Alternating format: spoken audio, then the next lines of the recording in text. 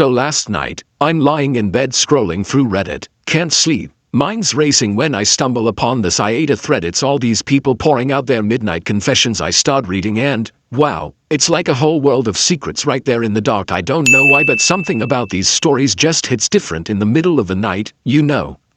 There's one about this guy who just left his job, didn't even give notice, just walked out. He says he felt so fed up with his boss always talking down to him and not giving him credit, so he just snapped one day, packed his stuff and walked out. Now he's asking AITA for bailing without notice. It's funny though how people on Reddit get all passionate, some saying he's definitely tough for leaving his team hanging, others saying he's a legend for finally standing up for himself.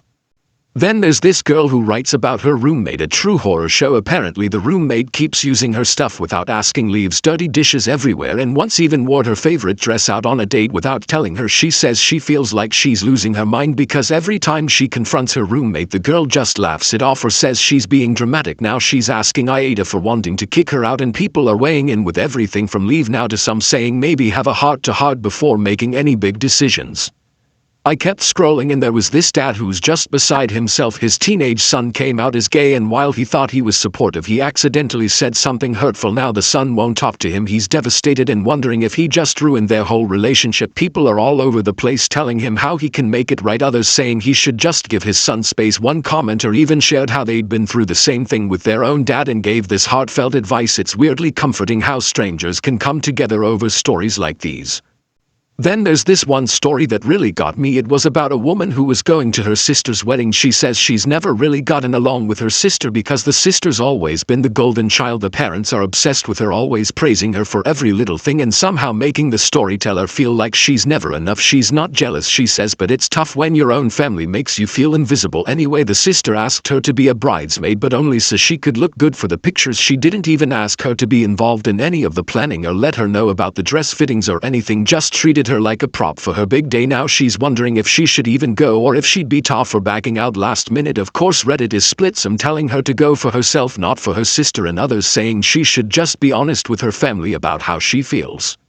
And then there was this wild story about a guy who adopted a cat against his girlfriend's wishes. Apparently she's allergic, but he just couldn't resist the stray who kept showing up at their door. He figured he'd keep the cat in a separate room or even in the backyard, but the cat, being a cat, had other plans and kept sneaking into the bedroom. Now he's facing his girlfriend's anger and her allergy attacks. She moved out temporarily because she couldn't breathe, and he's asking AITA for choosing a stray over his relationship. Everyone's got an opinion on this. Some think he's a hero for saving the cat, others think he's completely inconsiderate. It's crazy to see how people defend their choices and to hear the wild ways they justify themselves. And in the middle of all these stories, I find myself wondering, am I tough for some of the things I did or said without even realizing it? Am I like any of these people? Scrolling through these midnight confessions makes you question everything. Maybe that's why they're so addictive. It's like looking into a mirror you didn't even know you needed to see. I keep scrolling and it just gets deeper. There's a guy who shared a story about his fiancée and her family drama. He says they're planning the wedding, but her mom keeps interfering, wants everything her way, even picking the flowers and the music. And when he tried to speak up, the mom called him ungrateful for not appreciating her input. His fiancée didn't even stand up for him, just stayed quiet like she's afraid to go against her mom. Now he's asking AITA for wanting to set boundaries, and everyone's jumping in telling him to either put his foot down or run while he still can. It's weird how invested you get in these strangers' lives, like you're somehow a part of their story. Then there's another about a woman who just started a new job. Her coworker keeps taking credit for her ideas in meetings. She's tried talking to him, but he just laughs it off like it's no big deal. Now she's asking if she'd be tough for going to HR, and Reddit's torn as usual. Some say go for it, others are warning her that hour might just make things worse, but she's tired of working hard and getting nothing out of it. And as I read her story, I start thinking about how many people out there feel invisible at work, how many are just doing their best but get overshadowed by someone louder. It's so real, it hits hard. And then I come across this post from a single mom who's struggling to make ends meet. She shares how her ex never helps out with the kids and she's exhausted. She's been asking her parents for support, but they keep saying they raise their own kids and it's her turn to handle things alone. Now she's wondering if she's wrong for expecting them to step up a bit just once in a while. People are sympathizing with her, others telling her to build her own village, but either way you can feel her loneliness in every word. And I think that's what keeps me reading these stories. It's like everyone's just looking for someone to say you're not alone in this.